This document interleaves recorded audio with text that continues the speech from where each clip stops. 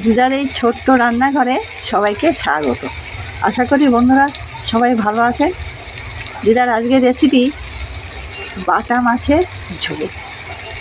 বাটা মাছের ঝোল করবার জন্যে ঝোল আলু ফুলকপি দিয়ে ঝোল। এই যে বাটা মাছ ভেজে রেখেছি দেখুন,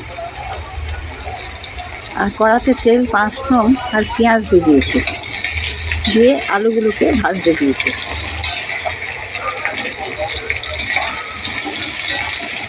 আলু ফুলকপি দিয়ে ঝোল হবে।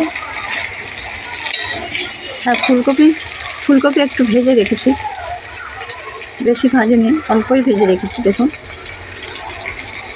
আর আলু আর একটু ভাজা হয়ে গেলে মশলা দিয়ে দেবো। আলু মোটামুটি ভাজা হয়ে গেছে দেখুন। এবারে দিয়ে দিচ্ছি হলুদ গুঁড়ো, সামান্য লঙ্কার গুঁড়ো, ধনের গুঁড়ো। এখানে আর জিরের গুঁড়ো দেবো না। আর কি দেবো? হিং দিয়ে দেবো, হিং। হ্যাঁ, দিয়ে দিচ্ছি একটু হিং, একটু হিং দিয়ে দিলাম।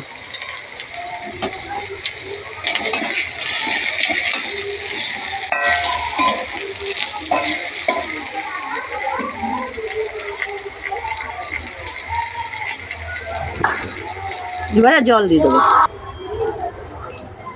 টমেটো আর চেরা কাঁচা লঙ্কা দিতে ভুলে গেছি, এটাও দিয়ে দেবো।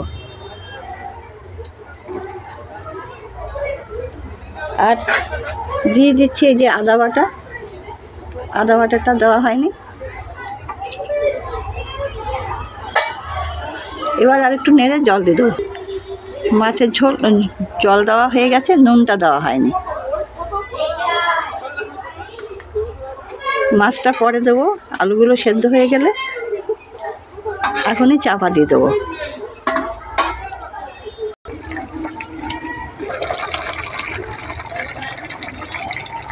আলু ফুলকপি দিয়ে বাটা মাছের ঝোলের রেসিপিটি আপনাদের কেমন লাগলো বন্ধুরা?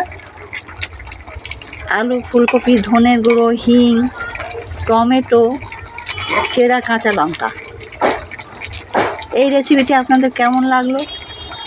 ভালো লাগলে, হ্যাঁ হিংও দিয়েছিলাম, ভালো লাগলে আমার পাশে থাকবার অনুরোধ রইল। সবাই ভালো থাকুন।